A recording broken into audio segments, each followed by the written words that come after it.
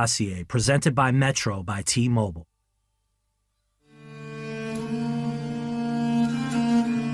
Rappers aren't leaders, but they do have a certain sense of responsibility because they have great power. Millions of people hear their voices. I mean, I hear rappers reference comic books all the time, and any Spider-Man readers out there will know with great power comes great responsibility. And I think rappers need to take that, you know, and I think some do and some don't, but all need to realize that they are powerful individuals because they pick up the microphone and their voice carries everywhere. R.J. Bond is a filmmaker who has released documentaries about the murder of Tupac. Most recently, a film titled Tupac Assassination: Battle for Compton. While focusing on Tupac and his films, R.J. also has some knowledge about the cover-up of the murder of Biggie. These two murders have to be analyzed together for the many intricate connections that they pose. One other fact that gets lost in so much material across the internet is that R.J. Bond became very close with Russell Poole towards the end of his life. Russ Poole also lived with Michael and his family at one point. I was curious about the information that Russ Poole was tracking down right before he died. And I also wanted to know what information R.J. had as it relates to Tupac that possibly could inform the Biggie cover-up. In future episodes, the natural next step is to possibly look at the Tupac murder in a detail-oriented way to see if anything has been lost this many years later. I come from a family of police officers. It's kind of a hereditary thing, I suppose. My grandfather was LAPD robbery homicide. My father was LAPD, decorated LAPD veteran, worked robbery homicide, also worked vice for LAPD. So the detective thing just kind of falls into the family as to how we operate. And I'm sure it's probably a certain mindset that you have. You know, some people are problem solvers, some people are artists, some people are mathematicians. Everybody kind of has the thing that they do that they're really good at. And I think it's just a natural proclivity to go towards solving puzzles. And I've always been attracted to that all my life. I almost went on the LA County Sheriff's Department, pissed off my dad and my grandfather at the same time. But, ended up not doing that, kind of changed my mind at the last minute.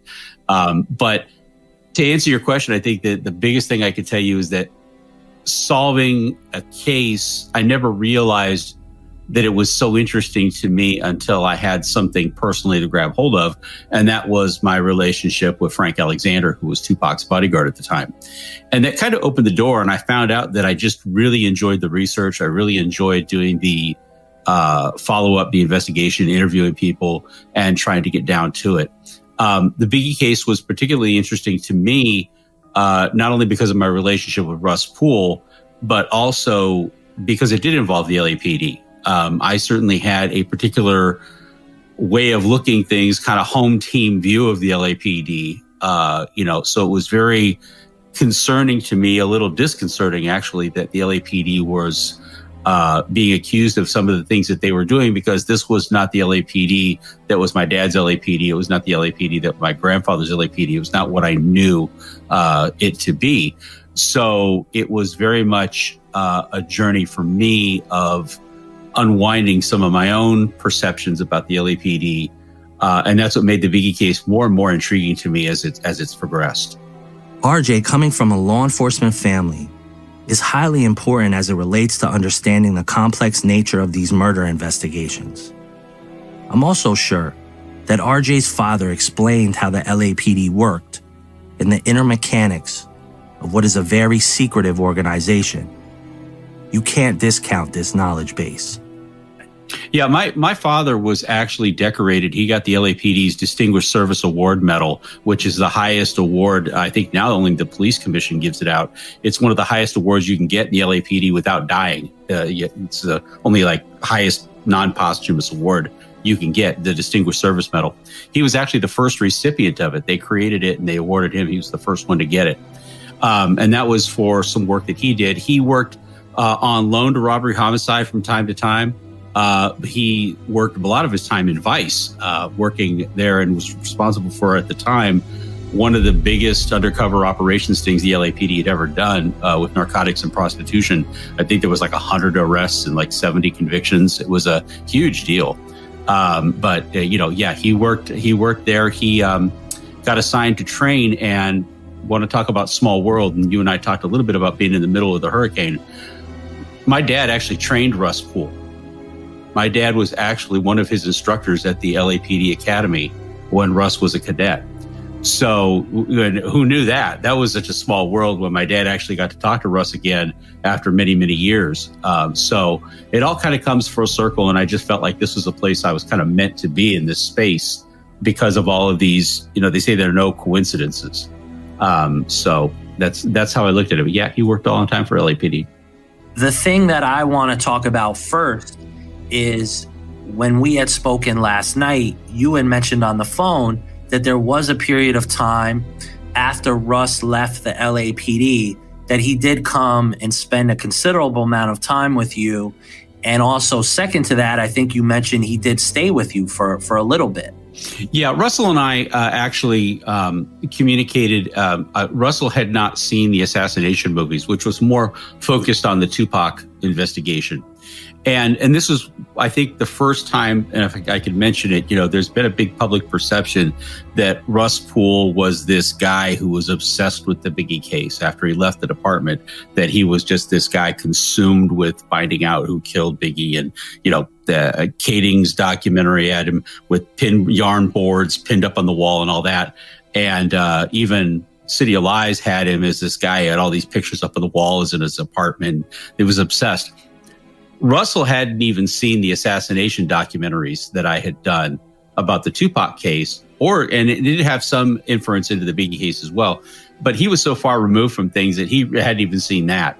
So, clearly not a guy who was obsessed, because he would have, seen whatever was available at the time. I sent him a couple copies of the movie, and this was 2009, 2010 timeframe. And he just was kind of stunned by the amount of work that we'd done on that case, and saw the parallels and said, let's get together and let's work on some things. And it became a very slow, but a very solid friendship that we built up over time.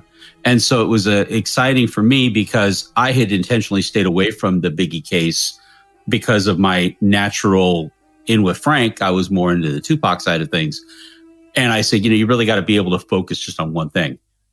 This episode of The Dossier is brought to you by Metro by T-Mobile, empowering you to rule your day. Metro by T-Mobile empowers you to rule your day. You don't have to choose between the best price and an amazing network, because Metro gives you both.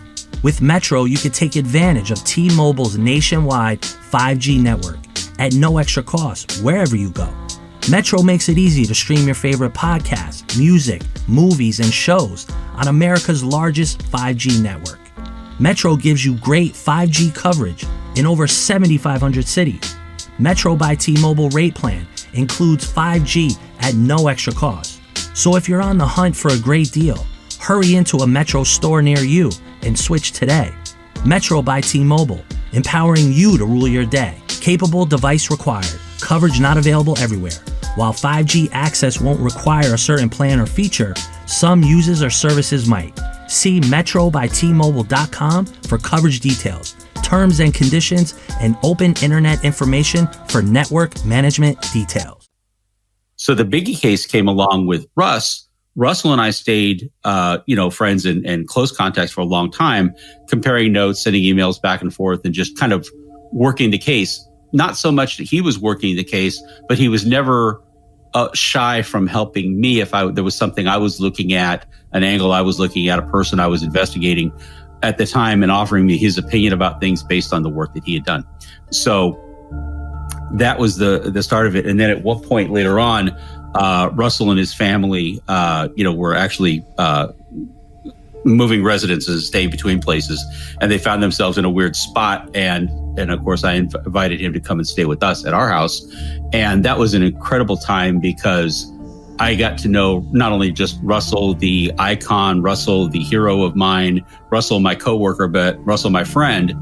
And the time that we got to spend together really got deep in terms of what we could talk about, because when the guy's living with you, he's just, right around the corner. You can talk to him about anything and say, hey, Russ, I was just thinking about this. Kind of real stream of consciousness.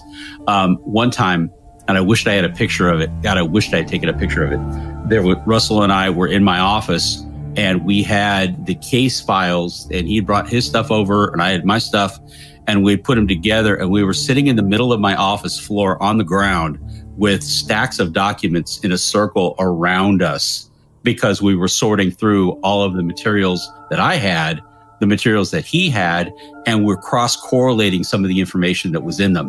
What a great picture that would have been. It's certainly a memory in my mind, but what a great picture that would have been. Let's talk about you personally on what you feel happened with not only the murder of Biggie, but the cover-up. And if you disagree with anything that I've put out there, I think we can talk about that. I encourage you we can have that conversation. But I really want to know, where do you stand? What is your, now in 2020, December 1st, heading into 2021, tell me what you think is happened, basically. Well, I think there's been a lot that I uncovered starting in 2016 regarding not only Russell's work, but actually going back and re-examining things. Russell's information was pretty solid, but it was also dated. I think there's also an opportunity to go back and look at things many, many years later. You've got the perspective of time to see what's washed out and what hadn't. And the good news is that, of course, Mr. Kading's book had come out with his theory and where his alleged investigation had led him. And there was also talk about that time about this guy, Phil Carson, that was on the scene and was investigating it. So we really started ramping up my investigation about 2016 or so. And when I started looking at things, I really saw that Russell's theory about what had happened and who the main players were, it held up. It had legs. And for as much time has gone by, Mr. Kading hadn't really done anything. He had certainly taken pot shots at Russell and said, hey, Russell didn't know what he was talking about, blah, blah, blah. But he really didn't offer any proof to discredit what Russell had said. He just said he didn't know what he's talking about and just accept that as fact. But I had seen that the information that Russell had still held up. Randall Sullivan and I talked many times about Amir Muhammad, for example. And Randall had done some additional work on Amir Muhammad, had done some additional finding of fact with him. So there was a deeper story there. I had cultivated and developed a friendship with Ken Bogney, who was in prison still, but was Rafael Perez's cellmate at the time. And I have just hours and hours and hours of recorded conversation with him, where he would tell me the details of what happened, what Rafael Perez told him, what he didn't tell him, the review board that the LAPD, put him up against to discredit officers on behalf of the LAPD. And so each and every one of these people that what I consider to be key witnesses or key players in there, I was able to actually go and re-examine. And the more I did, the more I realized how much I believe Russ Poole's theory was on the mark. I do believe that David Mack and Rafael Perez were involved there. I do believe there were witnesses that placed them at the Peter Sonata Museum at the time of the shooting. I believe that they conspired with Amir Muhammad. I do believe that Gene Deal did identify Amir Muhammad after talking with, I had a great opportunity to talk with Nick Broomfield, who did the documentary that, where Eugene Deal did the on-camera statement that, he had never seen these pictures, but he identified Amir Muhammad from a six-pack lineup right there on camera, and said, that's the guy. And why hasn't anybody shown me that? Kading's tried to take some shots at Gene Deal to try to discredit him, but that's just kind of how Kading operates. But I think that Eugene Deal was right on the money. I think it was not a staged interview with Gene Deal. That wasn't staged. Nick Broomfield doesn't stage his interviews. He's almost an ambush reporter, if you want to call him that, where he'll go and he'll spring something on you, and whether you expect it or not, he's going to want an answer. So the Eugene Deal thing, I think, has credibility, as do I think Eugene Deal has credibility. So I do still stand by the theory that, or the belief anyway, that Amir Muhammad was hired by Death Row Records to take out Christopher Wallace and Sean Combs, and that Amir Muhammad wanted a certain amount of money for it. I believe that Amir Muhammad, as Ken Bogney has said, both to you and to me separately, that there was a bounty that was put out. It was for both Puffy and for Biggie.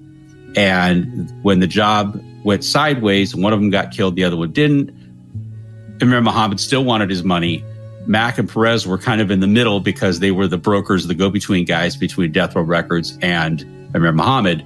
Amir Muhammad wanted his money, and he was going to cause trouble if he didn't get it, regardless of who got killed and who didn't, because it was supposed to be a 2-for-1, I guess. And Death Row did what Death Row Records has done, according to Bogney. They reneged. They didn't want to pay him. And this completely flies in the face of truth with what I've learned. It doesn't actually fly in the face of truth. It actually goes along with the truth, because Death Row Records had a habit of not paying anybody and stiffing everybody on payments for things. So when I hear from a prisoner in jail that Amir Muhammad was expected to be paid some money, and they tried to renege on the deal using, you didn't get them both, so we're going to stiff you. Amir Muhammad wasn't going to take it. And David Mack and Rafael Perez were stuck in the middle. There was a fixed dollar amount that they wanted for the hits. And I don't think, and again, I said before, I don't think there's any coincidences. I think that the amount of money that was stolen from the Bank of America, where David Mack's girlfriend actually ordered that amount of money from the bank, that was a fixed amount of money. It wasn't like they just went in there on one day when there was a truck backed up and dumped $1 million and they grabbed $750 of it. She specifically ordered a set amount of money at a fixed dollar amount. And they came in and they stole exactly that much money. So, you have to ask yourself why. What's the relationship between that and what Bogney's saying about the price on the hit? Well, if you got $1 million hit and you paid $250, that leaves $750. Death Row stiffed them and said, well, we're not paying it. Amir Muhammad wants his money. You're stuck in the middle. Which side are you going to take? Where are you going to get the money? I think in some ways that's the only rational explanation that there is, or that I've heard of anyway, Don, for why David Mack would go in brazen broad daylight and go steal $750,000 out of the blue. I mean, this guy he didn't have a proclivity of going and pinching banks. It wasn't his thing. That wasn't his MO, robbing banks. Maybe it was a great opportunity because his girlfriend was there. But then again, what kind of an a-hole, so to speak, do you have to be to put your girlfriend in the middle of that, unless you're desperate, unless you really have a reason to risk her safety, to risk anybody that's at the bank, and to basically flush your career down the toilet, because that's exactly what it did. Why else would you do that? I don't think you do that for just see if you could get away with it. So, I tend to believe everything Russ said, and I think the facts fit the theory. RJ did bring up a good point here. To do a takeover bank robbery, I imagine you either have to be a stone cold gangster, or you're in a position where you feel that is the only answer to a problem you have. Again, wrap your mind around the fact that David Mack walked into that bank as an LAPD cop, currently working for the department. Plus, the amount of money he stole is staggering, even by today's standards. Now, I do want to talk about Amir Muhammad. I think that Greg Kading has made a statement that... the simple mortgage broker statement? A simple mortgage broker and innocent mortgage broker, I think he might have even said. Where do you land with Amir Muhammad and the existing information? And I will talk about a few things. I will talk about, this is a guy who, it's recorded, got caught with multiple fake identities, multiple fake driver's license. Now, as a mortgage broker, I don't know why you need 4 different identities or 4 different driver's licenses. If you can explain to me why that's the case, then maybe I'll understand that. And I do know what little I know is that there was some work done on Amir Muhammad at the FBI that Phil cannot talk about, and it is not public information, having to do with his financials.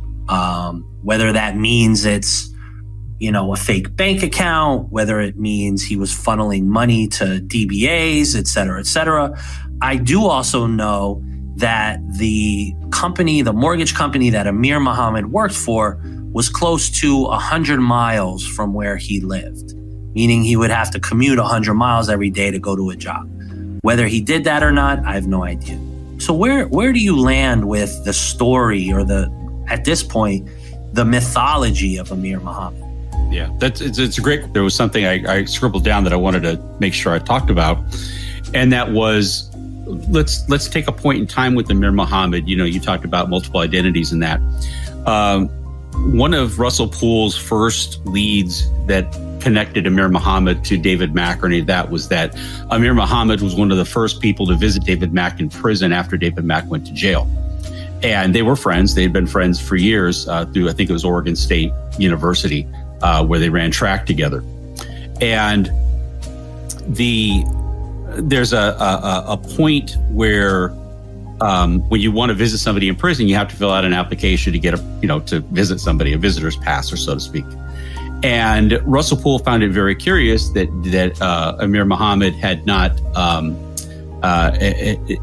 listed his name, but gave a fake ID and that type of information on the visitor's pass. And Greg Kading actually made a point of it to try to debunk it by saying that Amir Muhammad had put accurate information down. The only thing he didn't put down, he put down a fake social security number. Okay. And that he'd put down there. Don, hang on a second. Can we stop down for a minute? Sure.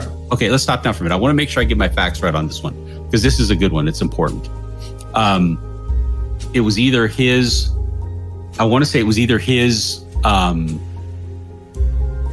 driver's license or his social security number on the app. What is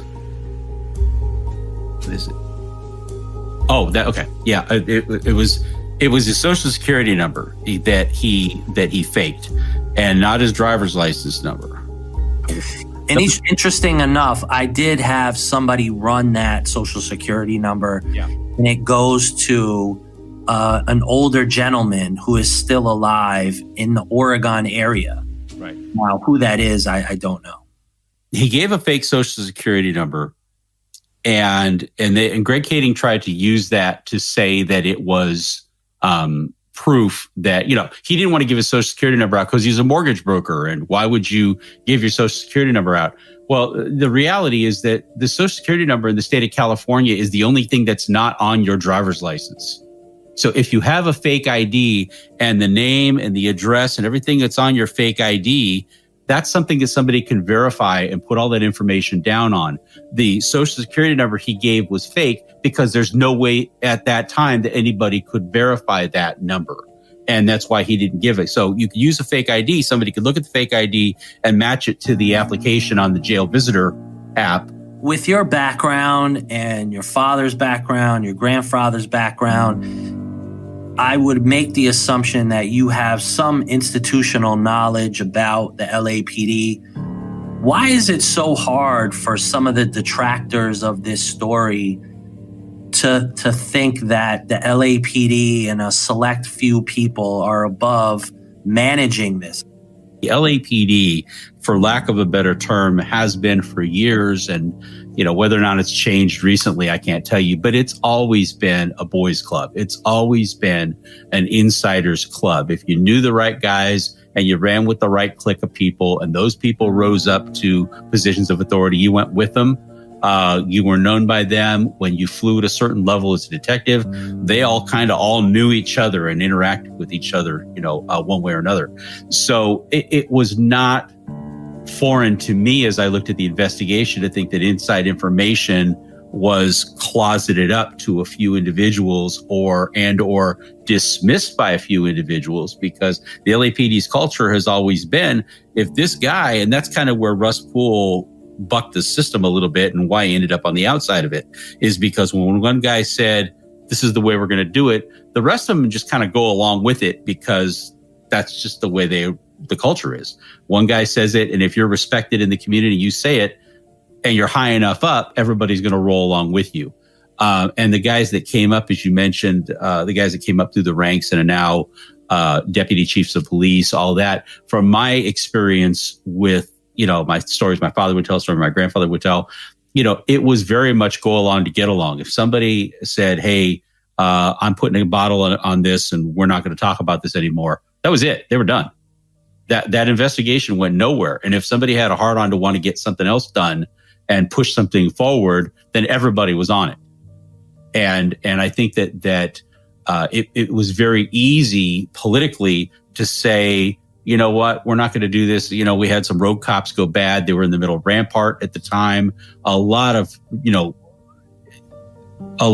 cops that had gotten involved in the gang culture were turning rogue and were doing things, stealing money from informants and all that. And they had a real discipline problem with it. And I think that the old guard, the guys that were Russell's age and up, that were detectives, they didn't like what the younger cops are doing because they were breaking all the rules in their own way and kind of embarrassing the department. But when it became too much, they just decided to shut it down and say, you know what, we'll handle this internally. We'll deal with our own.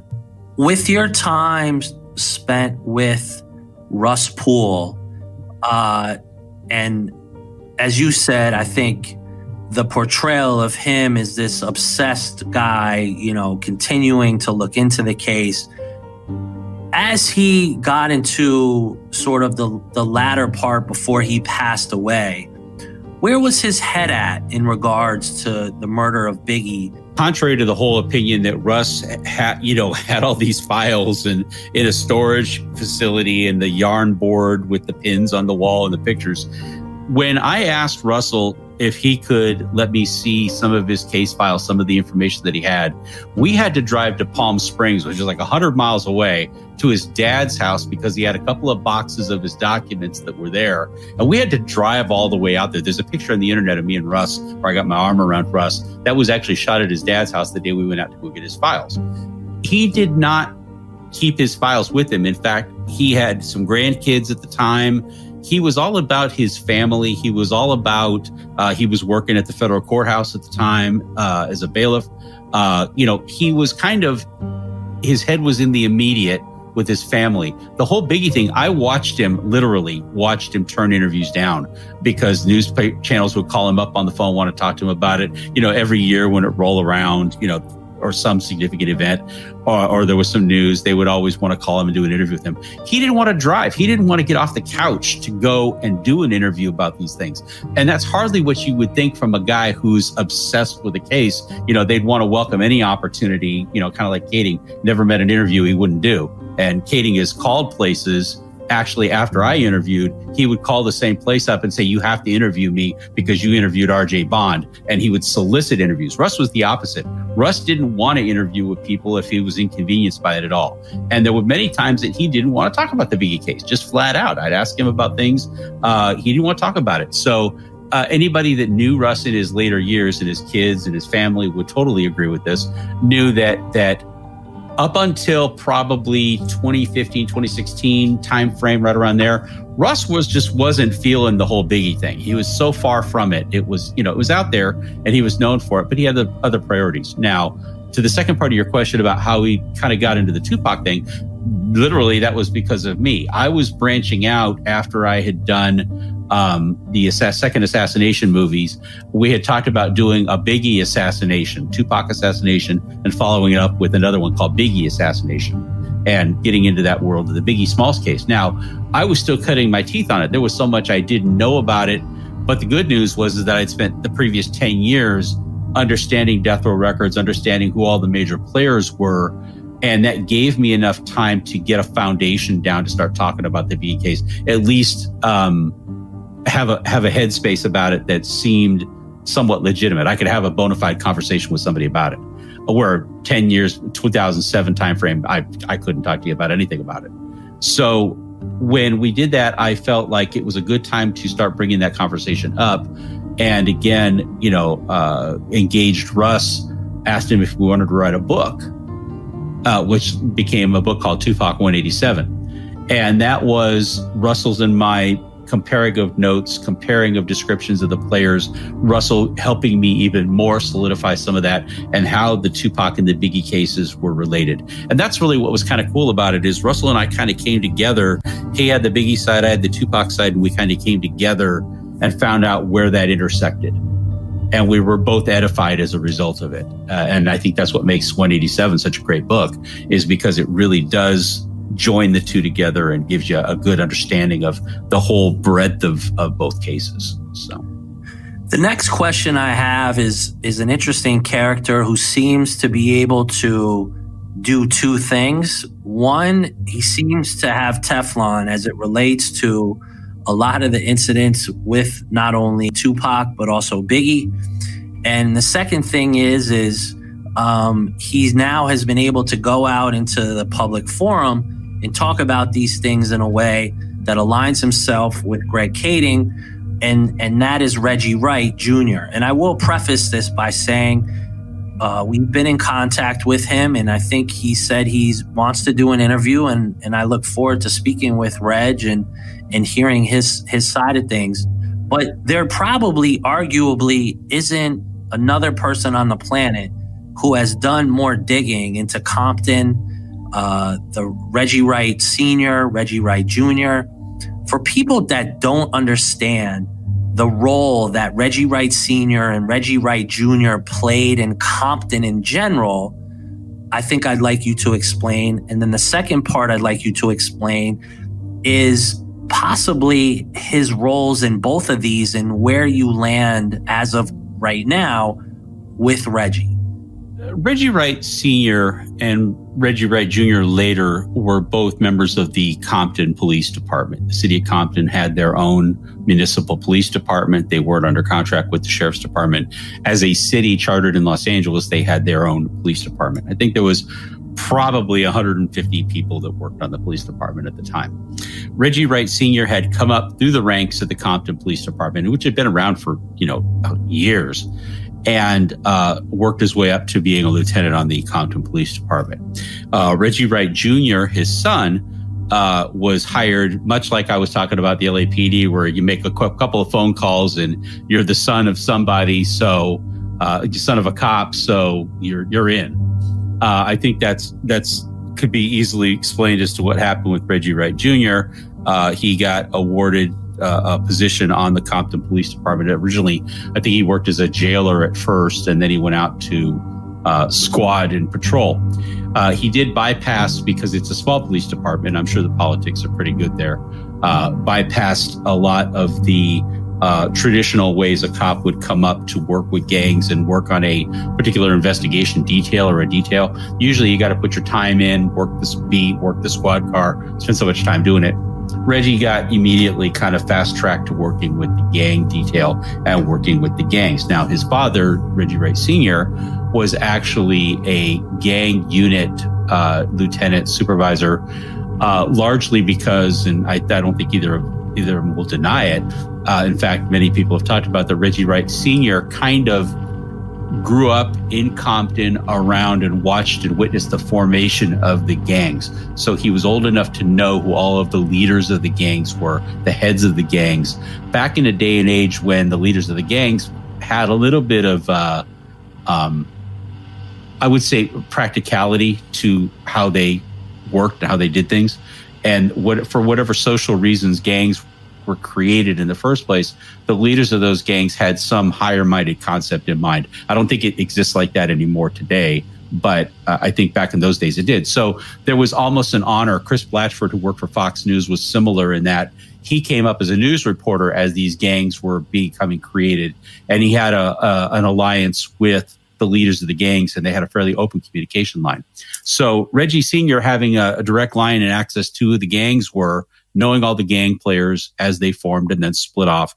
Reggie Jr. also came up on that, although I think Reggie Jr., he didn't have that kind of knowledge. He grew up around it, but didn't know the leaders like his dad did, but still worked with the gangs. And that immediately begs the question about, well, if you're in pretty cozy with these gangs and you know the gang leaders, let's presume, because I don't want to say it wasn't, I don't always assume a nefarious reasoning for things, but let's presume for a minute that Reggie Sr. was a guy who wanted to do the right thing, and he was working with the gangs for whatever good reasons there were to work with the gangs to stop the drugs, illicit sales of drugs and things like that.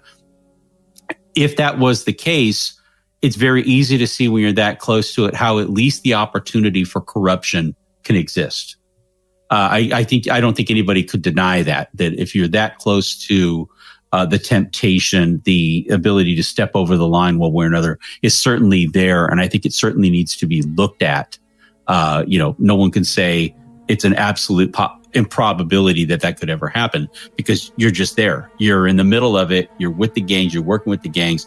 And there's enough other officers that have come out on the Compton Police Department. And, there's a counter to everything. Reggie's got a counter for each person that said something about him. He's got something to say about them.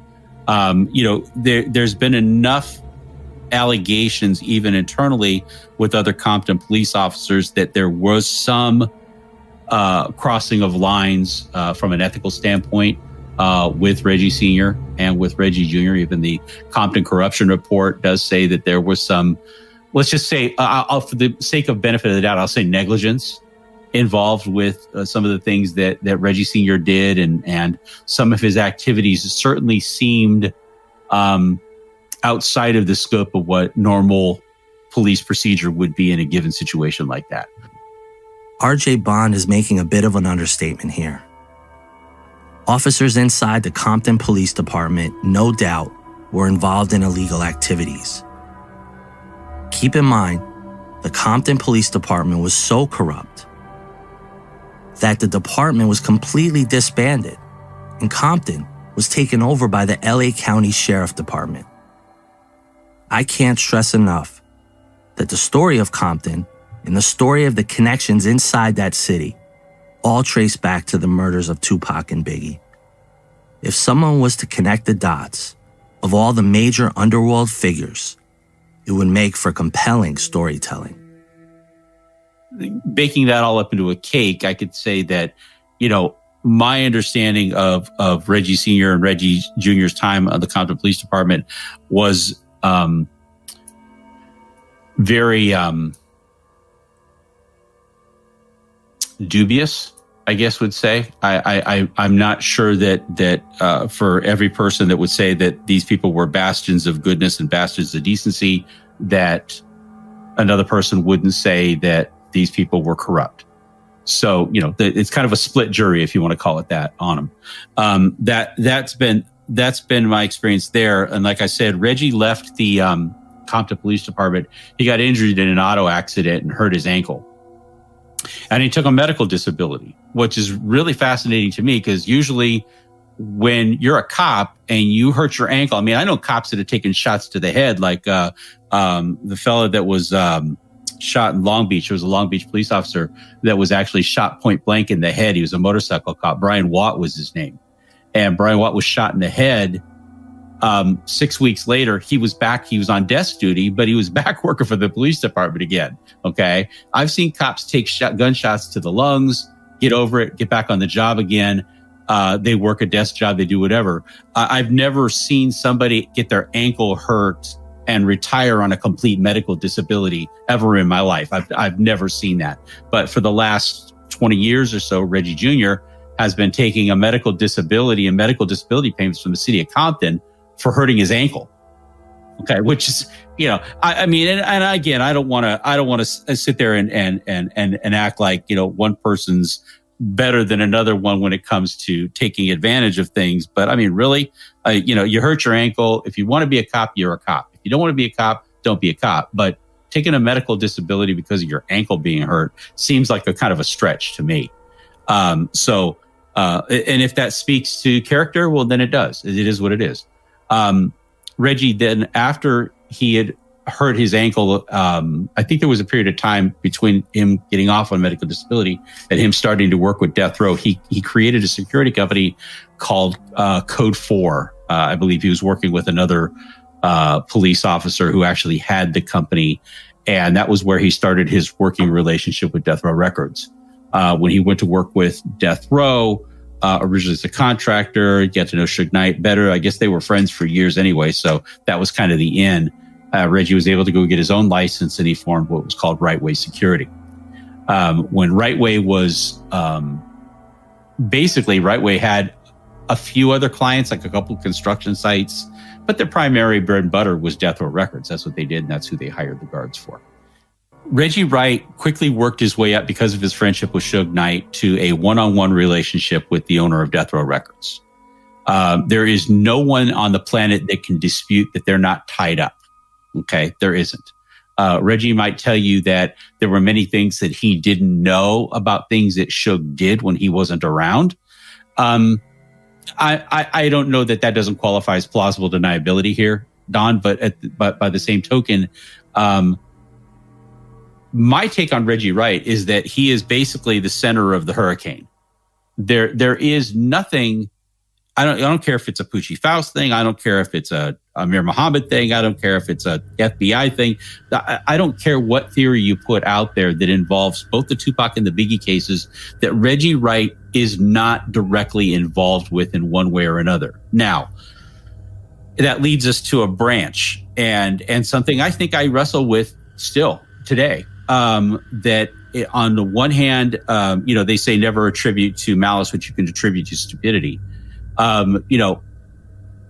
Being in the middle of something, being in the eye of the hurricane, you can either be a witting participant or an unwitting participant in it. There's many cases, and we interviewed some for the assassination movie, some of the prosecutors on the Operation Big Spender case for the Los Angeles Sheriff's Department, where it involved police corruption.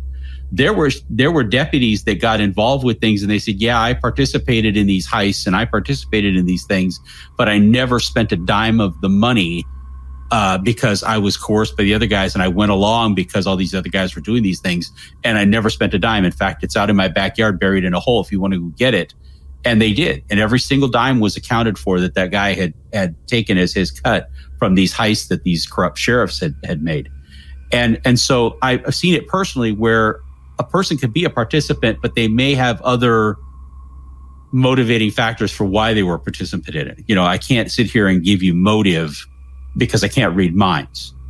But I can actually say that whether or not he wants to admit it or not, Reggie Wright Jr. is at the middle of both controversies, the Biggie and the Tupac controversy. There's no getting around that. And my problem is to this day, and maybe he can enlighten you or enlighten me or somebody else, how he has not given an adequate explanation, as far as I'm concerned, as to how he justifies how he's in the middle of both of these and why he shouldn't be looked at as a person of interest in both of these. Okay. He could discredit you, discredit me, discredit somebody else. But at the end of the day, he still hasn't answered that question. You're still at the middle of both controversies. In the Tupac case, you were at Club 662. You were away from the shooting when it happened, but you took people off of Tupac. It's pretty clear. You didn't, at minimum, in the light most favorable to Reggie Wright, I can say he certainly didn't have a clue as to what was happening within his organization at the night Tupac got shot. That's being as favorable as I can be, that he was just ignorant and just had complete lack of control of what was going on in his organization, which doesn't speak well for a security guy, obviously, or a head of a security company, but especially corporate security. But then from there, the slope becomes very steep very quickly into how much he did or didn't know about things. And you can't just run around saying, Don, I don't know. I didn't know. Yet that seems to be what we get when he gets really pushed for, you're in the middle of this. Take the Poochie Faust theory. He says that, what's her name? Tammy Hawkins, that wanted the money to allegedly pay Poochie Faust for the killing, that Reggie Wright gave Tammy Hawkins the money to pay Poochie Faust. Now, he'll tell you, well, I didn't know what it was for. It was just Suge's baby mama asking for money, and I didn't know what it was for. But when Suge's baby mama asks for money, I give it to her. That's what I do. I give it to her. Okay. So he's claiming a plausible deniability there. But you're still an accessory. You're an accessory after the fact because you provided the money for a murder. And the I didn't know defense, I think, can only go so far, even in that case, because he's saying, I didn't know. The Tupac killing, same thing. I didn't know. So they've tried to burn the Orlando Anderson theory. They've tried to burn a couple of other things, even the Kading thing, to try to deflect it. But until Reggie Wright really gives us a complete explanation of exactly what he was doing for Death Row Records at the time that he was involved and why his story of events and the McPherson attorneys who were Death Row attorneys that were running back and forth, they swore in bankruptcy court, they swore in open court affidavits under penalty of perjury that Reggie Wright Jr. was the only one that they were dealing with. If you wanted to deal with Suge Knight, you had to deal with Reggie Wright Jr., which puts him squarely in the middle of all of the business dealings at Death Row. How are you going to pay somebody for a hit and Reggie Wright not know about it? Okay. So I just feel like there's been a lot of inadequate answers to these questions. And he's the only one that can illuminate us. If he's innocent or if he's got a problem, he's the only one that can do it. What have you heard him say, or what has his answer been to a very simple question? Did he hire, have a relationship, hang out with, or know Rafael Perez, David Mack, Kevin Gaines, or Amir Muhammad? And I'll put Amir Muhammad separate. I can understand why he probably would say I didn't have a relationship with him. But what about just David Mack and Rafael Perez? What has he said about either their role at Right Way Security or not? No, he has completely disavowed any knowledge of any of them. Says he didn't even know who they were. Had no idea who these people were. And again, it's the I didn't know. I don't know, defense. I didn't know these guys. I mean, there's a blanket of information out there that places these guys at death row activities. And I think this is where it gets difficult. This is where it's an evidence chain kind of breaks down. We have pictures of them at death row events. We know they were there. We know that other witnesses have seen them around at death row activities.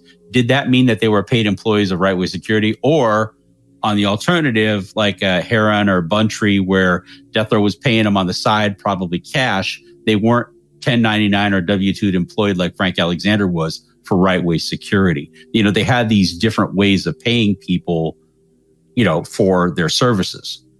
And so whether or not David Mack, Rafael Perez were, I think Reggie Wright may have plausible deniability in insisting that, well, they weren't Right Way employees like a Frank Alexander or Leslie Golden were, Kenneth Archer. People that worked for Right Way had a paycheck. They got, W-2s at the end of the year, regular guys working a security job. David Mack and Rafael Perez, I think, as were a lot of other law enforcement officers that were hired by death row, I don't think they were run through the Right Way Security company. I think they were paid per diem. Subcontractors pay cash, like a daily thing, $400 a day to go do security for an event or whatever. I think if there's going to be any employment relationship between death row and David Mack and Rafael Perez, I think that's what you'll find. Other than that, that's where the evidence chain breaks down. We know we're there. We just don't understand their role within death row. And that gives Reggie that lack of, I would say that ambiguity in the middle there. That's where Reggie tends to live, in that sea of ambiguity, because only he could, if he, and he claims not to know anything about it. If he's not being truthful about that, he needs to provide at least more clarity to what their roles were. Did you see him around at least? I don't even think he's admitted to even seeing them at death row functions.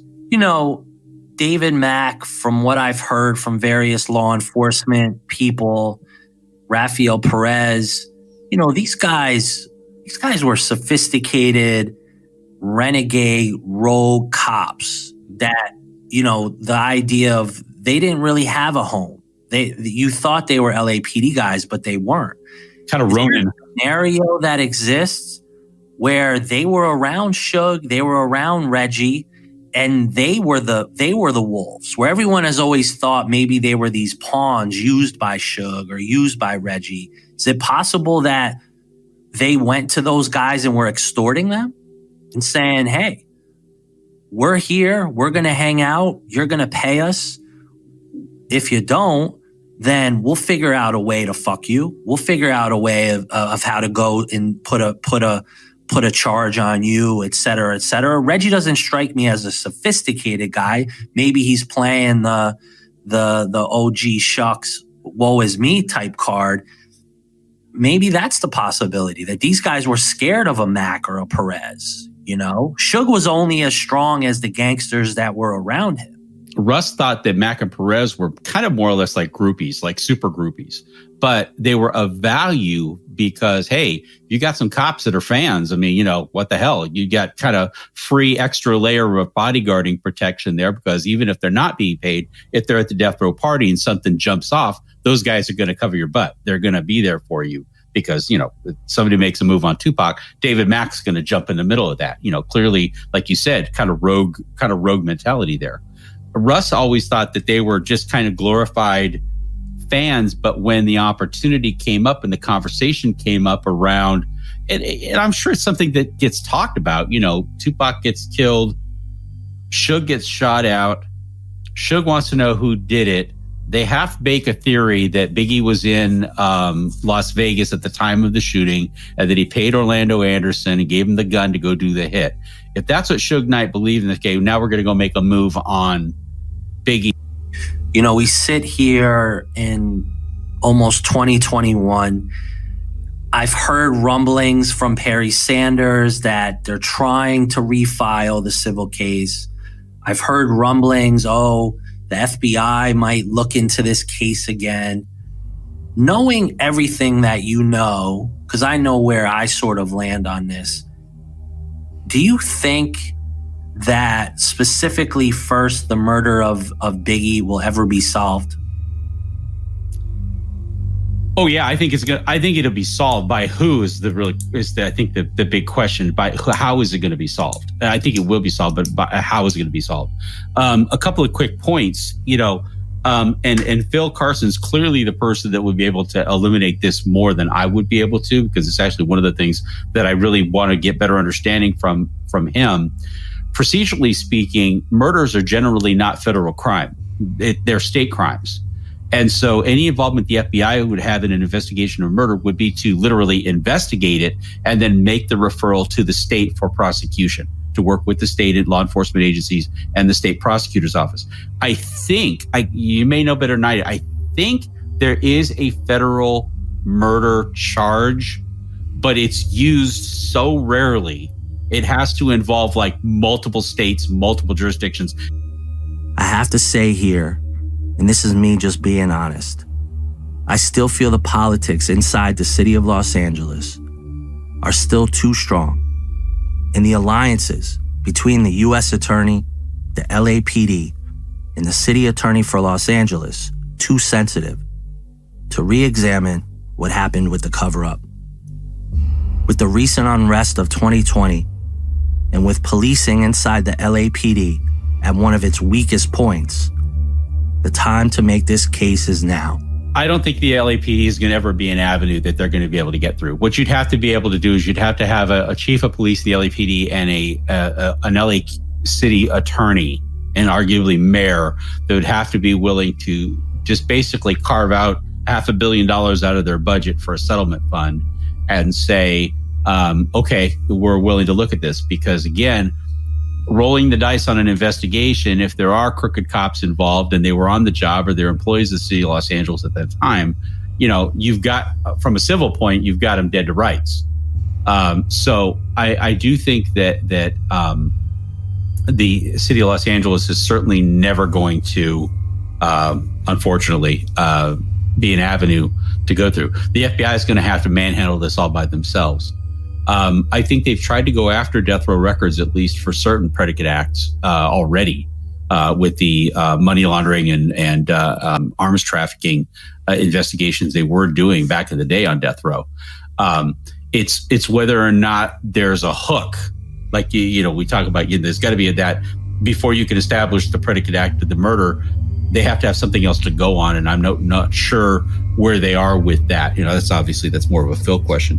But in terms of what Russ always said about will the crimes ever be solved, he thinks it's going to take a deathbed confession of some sort before there's actually real movement on the case in terms of that. Or in the alternative, there's a couple of key players. We know who their names are. One of those players is going to roll over on the other one officially. And when they do that, it'll become basically like, Sammy the Bull. It'll be one of those situations where you have somebody turn state's evidence or participate or cooperate with the federal government on something against the other person, to where now they have some meat to their claims. So I'm encouraged. I do think, I think we've already figured it out. I think we've solved the case in terms of what we believe happened. I think we've got it all figured out. It's whether or not the FBI, especially in today's day and age where they've got so many other things that they're messing around with right now, whether or not a 20-year-old cold case is top of their priority list for manpower resources. I think that's what it comes down to. I will actually ask a Tupac question, because I do think it kind of ties a lot of this stuff together. You did call your movie Tupac Assassination the Battle for Compton. Why that tagline, the Battle for Compton? When that started to manifest itself, when we started looking at the whole helicopter conspiracy theory and some other things there, the idea came that the Compton police and Omar Bradley, the mayor, that there was really a power struggle, and I think still is to this day to some degree, in the city of Compton for control over who really runs that city. And it became a question of who is there's the official control of the city, but who really runs the city's morale? Who's the ethical center of that city? Who really controls it in that sense? Is it a city that's full of drugs and problems because one element wants it that way, maybe the other element doesn't? You talk to Omar Bradley, he was supposed to be this bastion of goodwill and stand-up guy, and he was battling the Compton Police Department. They were fighting with each other constantly. So Battle for Compton really became about Death Row Records, Tupac. The Battle for Compton was always there, but that was the ground from which Death Row Records rose up. That was the ground from which Suge Knight came, Reggie Wright came. All these players that became Death Row Records, and eventually what happened with Tupac and Biggie, all came from that fruit of the poisonous tree, if you want to call it that. So the idea of Battle for Compton was more like who's in charge of the soul of Compton? Is it the mayor? Was the Compton Police Department? Were they really running the city of Compton? By force? Was Death Row running the city of Compton?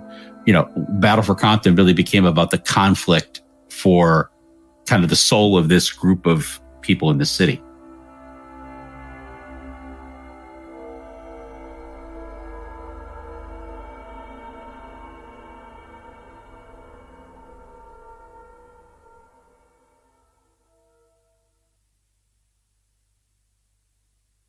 Dossier, presented by Metro by T-Mobile.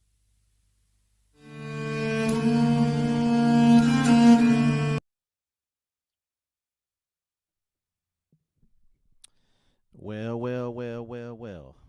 It is over. That is it. We are done for the night. That was about a 1 hour live stream. And I think that it may have alluded to there going to be a possibility that the Dossier and RJ Bond are going to work together on a Tupac Dossier season. And it'll be really, really good, because I don't know if you agree with me on this, but the Dossier, he really structured the content very well. And what he really did was he gave you kind of I would say it was like a Cliff Notes for dummies is what it was. Regarding the Notorious B.I.G. and then a little bit of the Tupac element. And now what you're going to have, and to answer your question, Mike, yes, it's on, you can Google it. It's on Spotify, and I believe it's on iTunes. So if you have either one of the platforms, then it's going to be on there. But going back to, and again, thank you, Mike, for that donation. And I do want to give a shout out to everybody who's in the chat room tonight. Cypress Gardens, Mike, of course, Gino Mouton. Haven't seen you in a long time. I Buy Houses, Kevin James, even Stephen Ramsey. He was here tonight. And let's see here. Yeezy, 808, of course. Band Store. And Easy Boy, 88. And Whiskey the Don. Whiskey the Don was in the house tonight. So I'm going to just maybe talk for about 5 minutes. And then I'm going to jump. But, I mean, really good interview with RJ. He really stayed composed and focused. And, you know, his thoughts pretty much stayed in line with everything that he's been talking about for all these years. So, and then the dossier, like I said, pretty much puts the content together, puts it really structured, and he's it's very well thought out. So you're gonna get that probably on the Tupac dossier, Tupac content for dossier. But to answer, oh Dre, what's up, man? How you doing? To answer the question, Mike, moving to New York because job offers. So, yeah. And I think I've already told you guys, if you read the email before, and I don't want to give too much away. .mil, if you know what .mil is, it's military. I've already mentioned some of these things before in the past. Won't say any much more than that. Private contractor, been to the green zone in a foreign country. You can probably put two and two together, and I'll leave it at that. So, and I don't want to say too much because, I mean, I already have probably people, you know, trying to know what I do and all this other stuff. It's not important. I mean, it's really nothing. But, you know, my job, I gotta keep some kind of privacy, so to speak, just because of the, you know, things that I deal with or dealt with or whatever. Doesn't matter. Anyhow, so if you put two and two together, maybe I'm at liberty to say this. RJ's is gonna do the dossier with do the show with the dossier here in the future. I'm assuming that, so you can look out for that. And I'll ask a question for you guys, and then we'll just go to end the live stream. Was there anything that you took away from this live stream? Any kind of new information that you learned that you didn't know before? I mean, I think that probably everybody would agree that it was probably the Russell Poole, RJ's dad, was his you know, instructor or whatnot in the LAPD. So that was some news or whatever. But, you know, take away what you want from it. I had somebody ask me a question earlier if I thought somebody was involved in something, and I'm not law enforcement to say who was involved in what or whatever. And I should be the last person that anybody should be concerned as far as like having an opinion, because mine doesn't count. I'm not law enforcement, so I'm not going to go out there and I'm going to arrest you. They're the ones doing the investigation, not me. All I'm doing is putting out this content for you to listen to, and then you make your own judgment. So if you think that somebody did something or didn't do something, you know, you're certainly entitled to it. So that's all I'll say on that. But I hope everybody's doing good. And I'm going to just read a comment here from Cypress Garden, and then I'm going to jump here. So it says, Bo prediction is great. Great, Katie, and that other guy are going to fall out. Just wait and watch because they're talking too much. I thought I found it interesting that the Great Katie said that he didn't offer any kind of immunity. And, I mean, it just goes to show that, and it's common, you know, I'm not making any accusations here. It's just common knowledge that if one person says something and another person says something, then somebody's lying about something. So we got to determine we don't have to determine anything. Those things will play itself out by itself. But somebody's lying, right? So you can go back and listen to previous interviews, and you can speculate and listen to people saying that they receive immunity or didn't receive immunity or whatever, and then you have Greg Kading saying that he didn't ever offer it. So it flies in the face of basically a lot of things as Greg Kading has said before in the past. I mean, he has a history of offering things to people, and then of course, you know, things blow up. So who knows, man? I mean, I don't know. Like I said, I'm not here to worry about anything, but I will say this, and I'll leave you with this thought.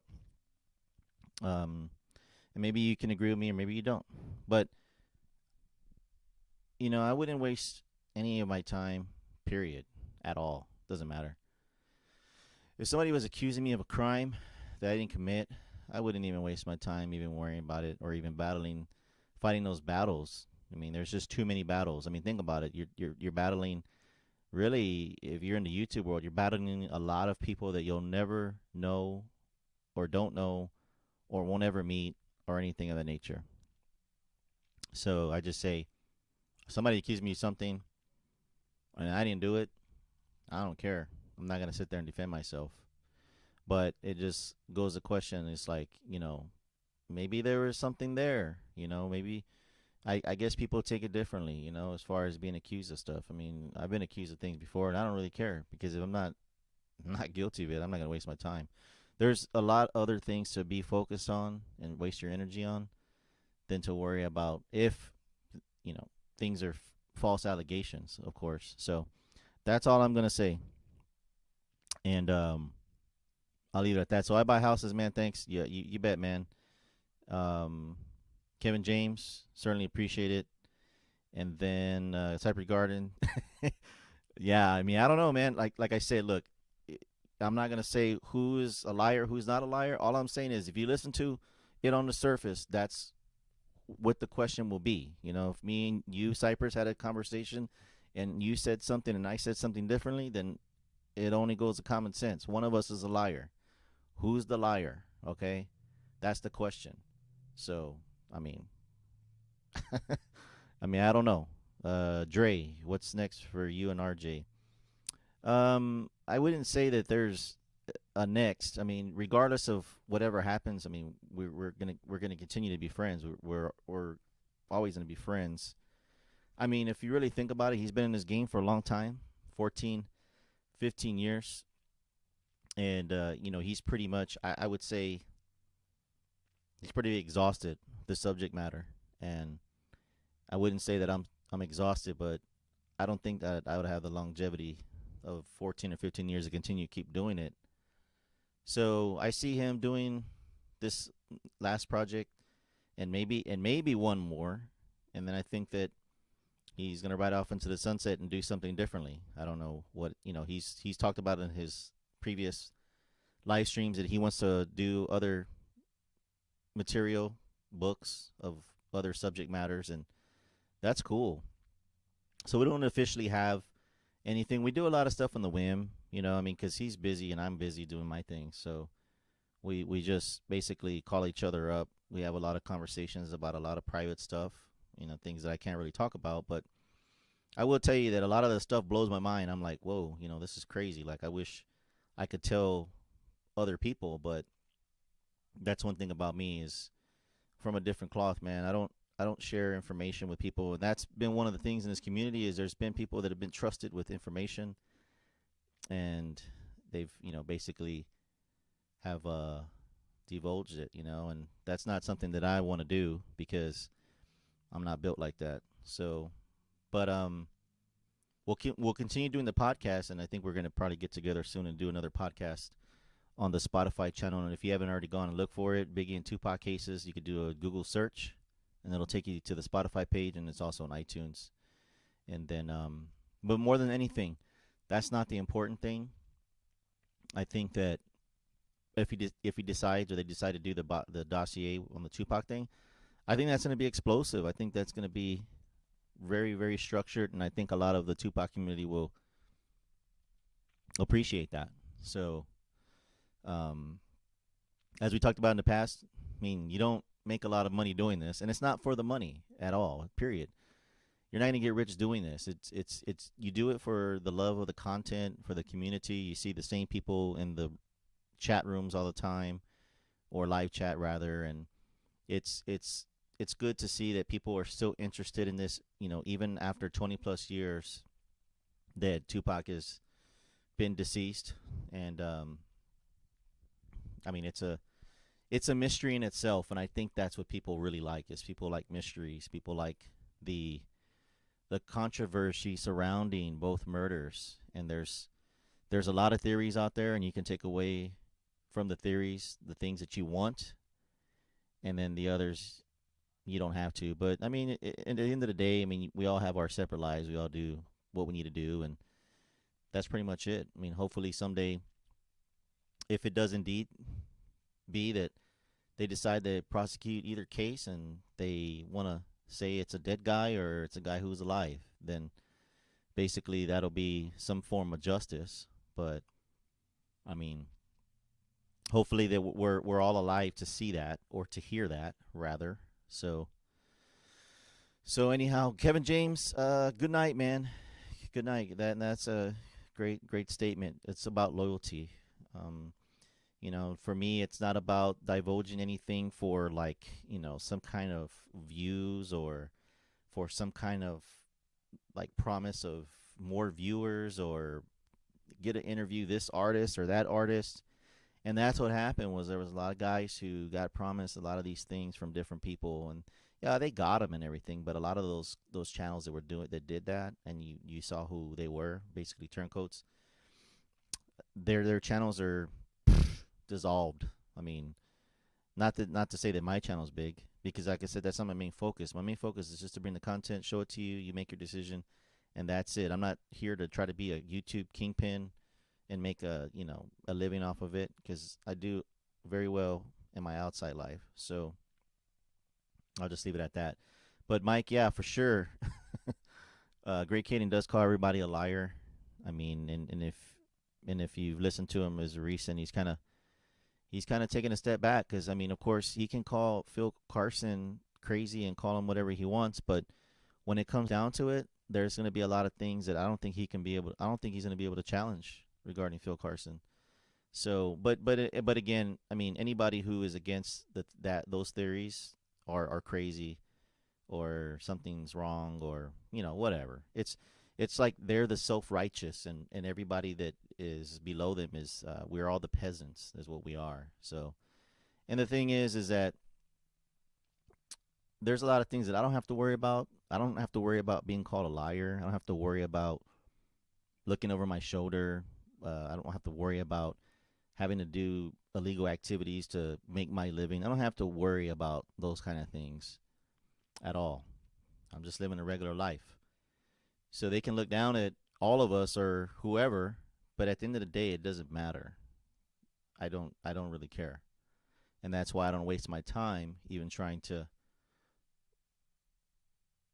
basically go back at them for everything that they want to say about me or whatever. I don't really care. It doesn't matter. It's a waste of energy, and it's a waste of my time. So anyhow, life moves on, life goes on, and that's it at the end of the day. I'm glad to be able to live my life, and I don't have to worry about living theirs. So, but anyhow, I'm going to read the last questions, and I'm going to be out of here.